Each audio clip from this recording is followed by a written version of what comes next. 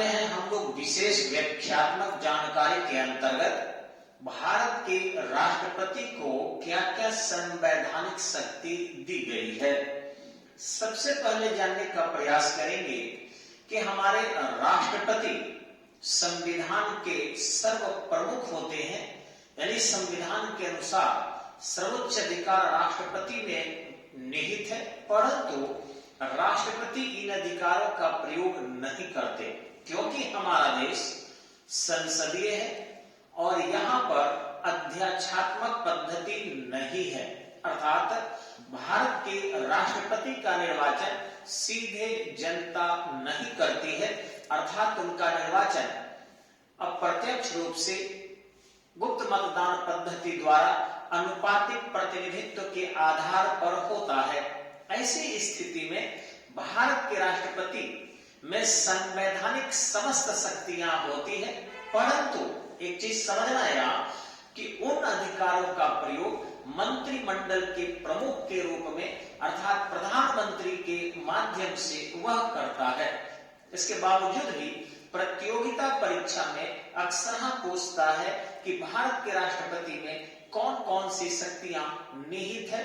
मुख्य परीक्षा में भी जैसे बीपीएससी की परीक्षा हो अथवा आईएएस की परीक्षा हो जिसमें लिखना पड़ता है, और ऑब्जेक्टिव में भी इससे संबंधित बहुत से प्रश्न आते हैं। तो चलिए आते हैं हम लोग थोड़ा एक एक करके पॉइंट को समझने के लिए। इसे समझना ज्यादा जरूरी है, बेवजह के अनाप शनाप उदाहरण देकर हम महत्वपूर्ण प्रतियोगिता के समय को बर्बाद नहीं करेंगे। हम लोग मुख्यतः कॉम्पिटिटिव संवैधानिक पहलुओं की विशेष जानकारी लेंगे। तो आते हैं आपके पास, देखिए कि हमारे राष्ट्रपति के पास कार्यपालिका शक्ति निहित होती है। हमारे राष्ट्रपति के पास कार्यपालिका शक्ति अनुच्छेद 73 के अंतर्गत निहित होती है, अर्थात वह समस्त कार्यपालिका का प्रमुख होता है। अब ध्यान रखेंगे हमारे देश में दो प्रकार की कार्यपालिका है, एक अस्थायी कार्यपालिका और दूसरा अस्थायी कार्यपालिका। अस्थायी कार्यपालिका में आपको एक चपरासी से लेकर प्यून से लेकर राष्ट्रपति के पद तक आता है, अर्थात वह गैर वैधानिक तरीके से नहीं हटाया जा सकता। लेकिन जो मंत्रिमंडल है वह अस्थायी कार्यपालिका है, क्योंकि जैसे ही लोकसभा में बहुमत समाप्त मंत्रिमंडल समाप्त, अथवा जैसे ही प्रधानमंत्री त्याग पत्र दिया मंत्रिमंडल समाप्त, वैसे ही राज्य के विधायिका में भी है कि यदि राज्यपाल मंत्रिमंडल को भंग कर दे अथवा विधानसभा में मंत्रिमंडल अपना विश्वास मत खो दे अथवा मुख्यमंत्री त्याग पत्र दे दे, ऐसी स्थिति में राज्य विधायिका भी समाप्त हो जाती है। अर्थात यह दोनों यानी केंद्र के मंत्रिमंडल अथवा राज्य के मंत्रिमंडल अस्थायी कार्यपालिका है, लेकिन चपरासी से लेकर राष्ट्रपति तक अस्थायी कार्यपालिका के अंग माने जाते हैं। इन दोनों का प्रमुख चाहे अस्थायी हो चाहे अस्थायी हो, इन दोनों की शक्ति भारत के राष्ट्रपति में निहित होती है। ये चीज समझना। दूसरी देखेंगे मंत्री परिषद का गठन। अनुच्छेद 74 के अंतर्गत मंत्री परिषद का गठन भले ही वह मंत्रिमंडल के प्रमुख प्रधानमंत्री के सलाह पर करता है, लेकिन ध्यान रखेंगे बिना राष्ट्रपति को शपथ दिलाए कोई राज्य मंत्री केंद्रीय मंत्री नहीं हो सकता अथवा कोई संसद सदस्य मंत्री नहीं हो सकता। अतः राष्ट्रपति को शपथ दिलाना होगा। विभागों का विभाजन भले ही मंत्रिमंडल के प्रमुख प्रधानमंत्री द्वारा किया जाता है। इस तरीके से आपको मंत्री परिषद का गठन स्वयं राष्ट्रपति करता है आर्टिकल 74 के अंतर्गत। यहां देखते हैं नियुक्ति संबंधी शक्तियां, चाहे आपको वह राज्यपाल की नियुक्ति करना हो, संघ लोक सेवा आयोग के अध्यक्ष की नियुक्ति करना हो अथवा सीएजी की नियुक्ति करना हो, मैक्सिमम नियुक्ति जो है केंद्रीय वरिष्ठ अधिकारियों के, वो सब राष्ट्रपति के द्वारा की जाती है, अथवा केंद्रीय समस्त कर्मचारी राष्ट्रपति के नाम से नियुक्त माने जाते हैं। ये एकदम ध्यान देना है। आगे देखेंगे आयोगों का गठन, यानी जितने भी आयोग हैं, न्यूनतम 15 टाइप के आयोग का गठन भारत के राष्ट्रपति करता है, लेकिन मंत्रिमंडल के प्रमुख प्रधानमंत्री की सलाह पर करता है। आगे देखेंगे आप सैन्य शक्ति, हमारे तीनों सेना के प्रमुख अभी एक कंबाइंड व्यक्ति सीडीएस जैसे पद बनाए गए थे, जिसमें बिपिन रावत जी थे। अभी जो है आपके मनोज मुकुंद नरवणे बने हैं दूसरे सीडीएस से, लेकिन उनके भी प्रमुख पद पर यदि कोई है तो वो आपके भारत के राष्ट्रपति है, अर्थात तीनों सेना के प्रमुख वही माने जाते हैं। आगे रहा राजनयिक शक्ति, अगर कोई विदेशी राजदूत भारत में किसी कारणवश आता है, जाता है, या भारत में वह अपने देश का प्रतिनिधित्व करता है, तो वैसी स्थिति में राष्ट्र के राष्ट्रपति ही, यानी भारत के राष्ट्रपति ही उसे प्रत्यय पत्र, credential letter, CREDENTIAL, credential letter देते हैं। आइडेंटिटी कार्ड नहीं, ध्यान रखिएगा, बदल जाता है इंग्लिश इसका। क्रेडेंशियल लेटर देते हैं, यानी प्रत्यय पत्र देते हैं, पहचान पत्र देते हैं, जिससे वो भारत में काम कर सके। इतना ही नहीं, बल्कि हमारे भी जो राजनयिक हैं, दूसरे देशों में एम्बेसडर काम करते हैं, उनको भी हमारे राष्ट्रपति के द्वारा ही नियुक्त किया जाता है। आगे रहा संसदीय शक्ति, भारत के राष्ट्रपति में संसदीय शक्ति निहित है। कैसे? आप देखेंगे, संसद को आहूत करना, अर्थात प्रत्येक वर्ष के नए सत्र को, प्रत्येक वर्ष के, ध्यान से सुनिएगा, प्रत्येक वर्ष के नए सत्र को राष्ट्रपति ही आहूत करेगा अपने अभिभाषणों से। इसके अलावा यदि लोकसभा, ध्यान रखेंगे, राज्यसभा का गठन बार बार नहीं होता, एक बार हो गया, वो अस्थायी सदन है।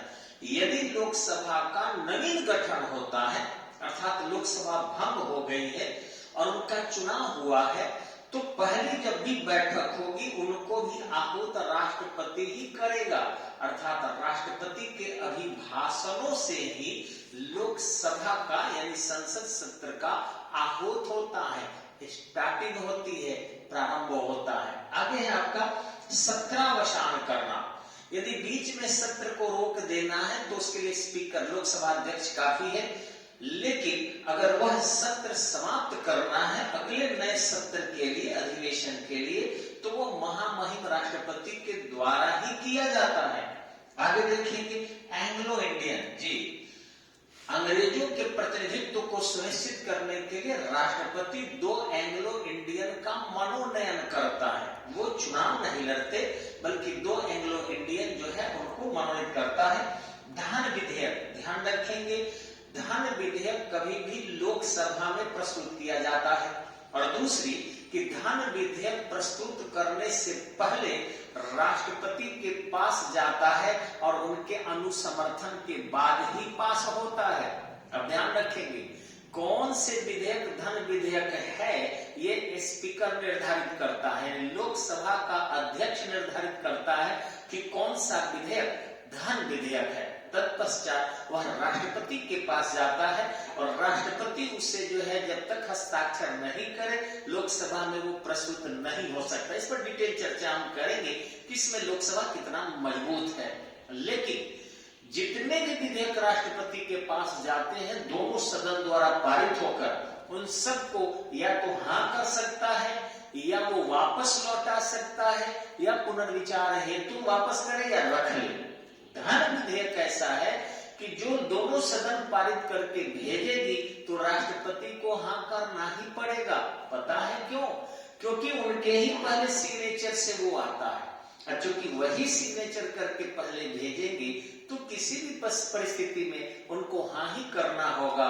इसलिए आपको ये आपका धन विधेयक जो है उनकी अनुमति से आता है, उनके पास से पुनर्विचार हेतु लौटता नहीं है।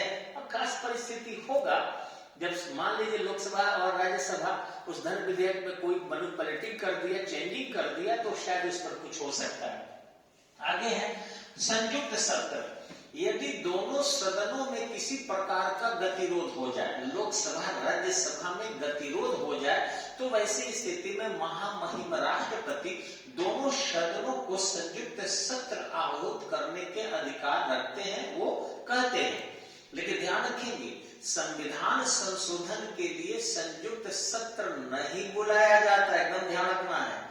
संविधान संशोधन के लिए कभी भी संयुक्त अधिवेशन नहीं बुलाया जाता। अन्य कोई विधेयक है और यदि लोकसभा पारित कर दिया, राज्यसभा रोक दिया, या राज्यसभा पारित कर दिया, लोकसभा रोक दिया, और जरूरी इसके लिए है, तो निश्चित ही संयुक्त सत्र बुलाए जाते हैं। अभी तक 3 बार संयुक्त सत्र बुलाए जा चुके हैं। लेकिन एक और ध्यान रखना है कि संयुक्त सत्र का अध्यक्षता स्पीकर करता है, अर्थात लोकसभा के जो अध्यक्ष होते हैं वही संयुक्त सत्र की अध्यक्षता भी करते हैं। चलिए आगे आते हैं, अनुच्छेद 123 देखेंगे क्या है। ध्यान रखेंगे कि ये जो अनुच्छेद 123 आपको दिखाई पड़ रहा है, ये राष्ट्रपति के द्वारा राज्यादेश जारी करने का अधिकार है। ये कैसे करता है?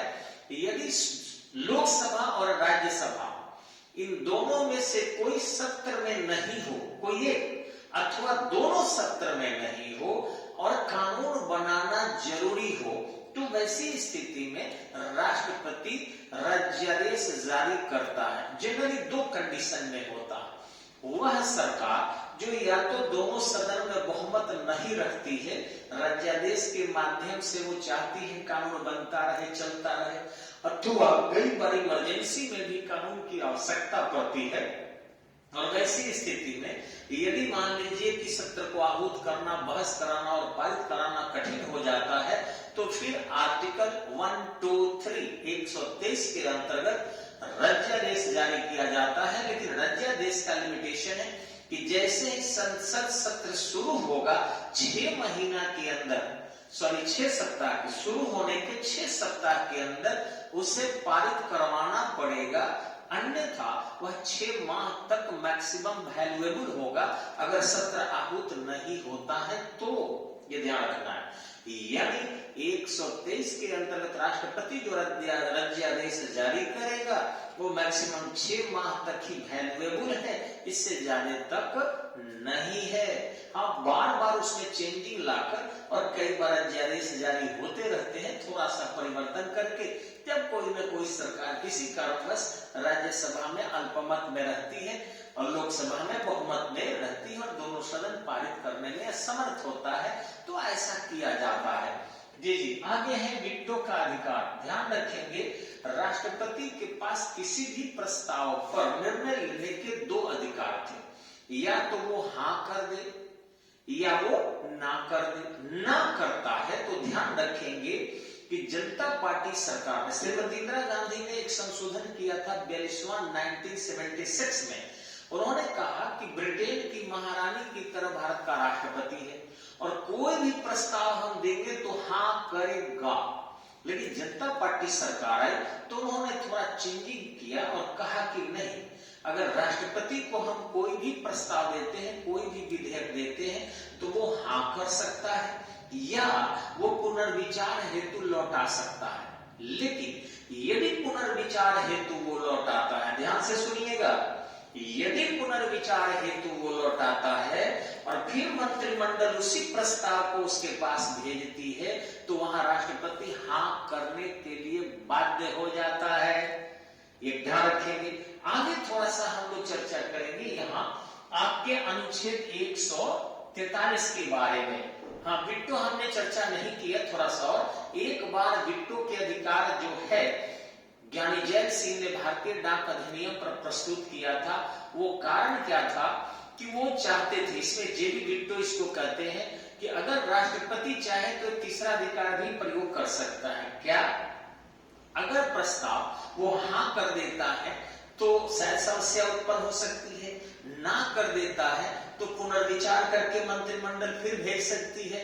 तो राष्ट्रपति कितने दिन के अंतर्गत किसी प्रस्ताव को हाँ करेगा या ना करेगा, यह हमारे संविधान में कहीं कोई वर्णन नहीं है। अतः वो पेंडिंग वीटो के लिए अपने दराज में डाल लेता है, जिसको हम लोग पॉकेट विड्रॉ करते हैं, और उसमें बाध्यता नहीं है कि कहा जाए कि उसे आप इतने दिन के अंदर स्वीकार करें। तो ये नया चीज है जो ज्ञानी जैल सिंह ने सबसे पहले प्रयोग किया था, उसी को कहते हैं विड्रॉ।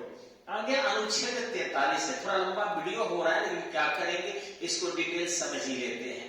अनुच्छेद 143 में है कि यदि कोई राष्ट्रीय महत्व का विषय हो या सार्वजनिक महत्व का विषय हो और राष्ट्रपति को लगता है कि इस पर कानूनी सलाह अनिवार्य है, तो सर्वोच्च न्यायालय के मुख्य न्यायाधीश से आर्टिकल 143 के अंतर्गत, आर्टिकल 143 के अंतर्गत परामर्श ले सकता है।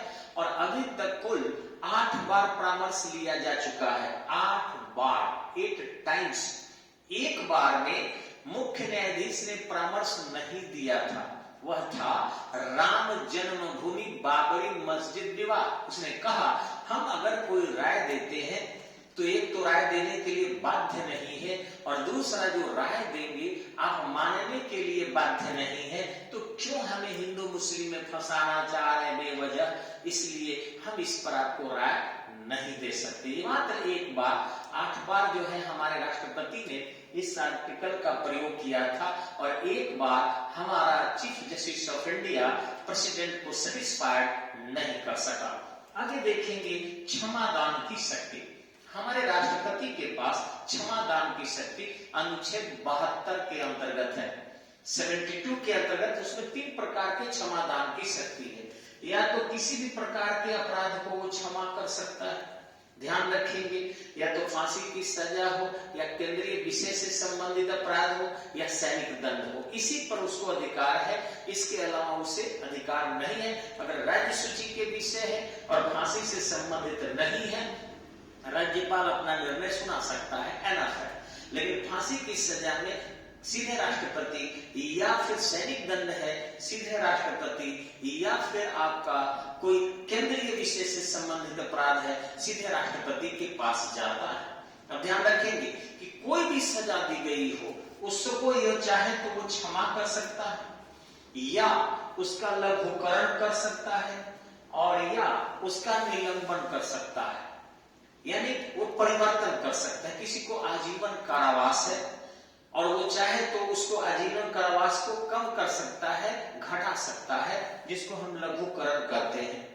यदि किसी को फांसी की सजा है तो वो चाहे तो बिल्कुल क्षमा कर सकता है, उसको फांसी नहीं दिया जाएगा, या निलंबन कर सकता है, फांसी की सजा को परिवर्तित कर सकता है आजीवन कारावास में, जिसको हम लोग जो है परिवर्तन कहते हैं। लेकिन ध्यान रखेंगे कि फांसी की सजा में लघुकरण नहीं होता, यानी फांसी मिलने की गर्दन पूरा दाब दिया जाए, मार दिया जाए तो कम करके कहेगा आधा दाबा जाए, ऐसा कुछ नहीं करता। यानी फांसी की सजा में केवल क्षमा और निलंबन की 2 ही को सजा देने का काम करता है, बाकी चीजों में तीनों अधिकार का प्रयोग करता है। आगे रहा आपका आपातकाल।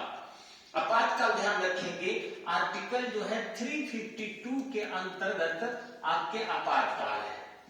अब ध्यान रखेंगे हम लोग 3 बार अभी तक आपातकाल का प्रयोग किए हैं, 1962, 1971 एंड 1975।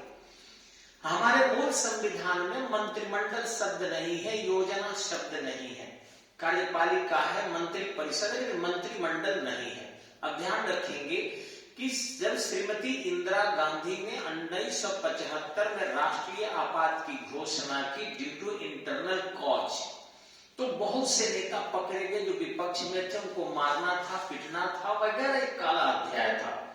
अब जब उनकी सत्ता समाप्त हुई और वहां पर सत्ता आई श्रीमती चौधरी चरण सिंह की, और फिर सत्ता आई आपके मोरारजी देसाई की, यानी जनता पार्टी की सत्ता आई, तो वैसी स्थिति में संशोधन किया गया और यह लाया गया कि अब 352 तभी लगेगा, आंतरिक अशांति नहीं, आंतरिक सशस्त्र विद्रोह होगा।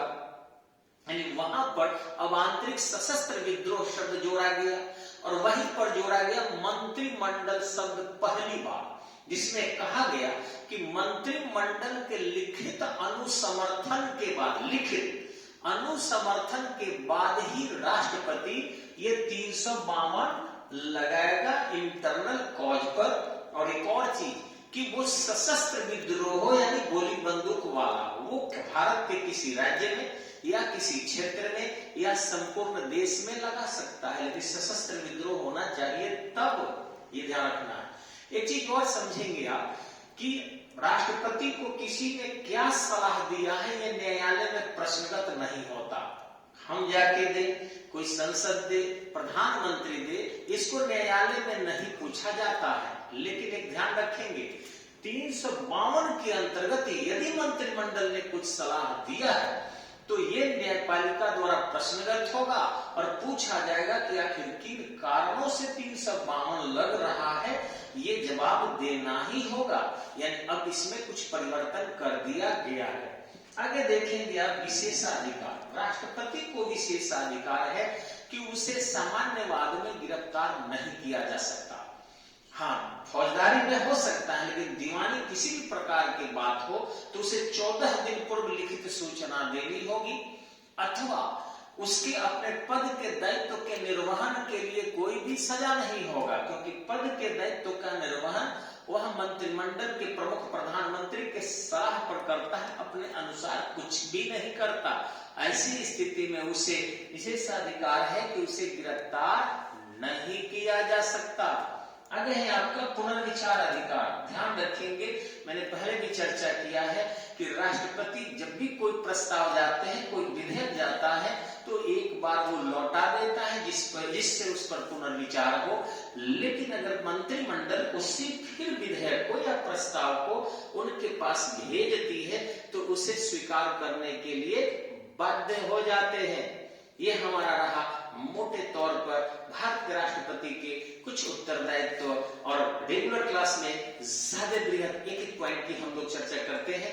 तो फिर आते हैं हम लोग अगले कक्षा के लिए, अगले यूट्यूब में या अगले वीडियो में। तब तक के लिए धन्यवाद। जय हिंद, नमस्कार।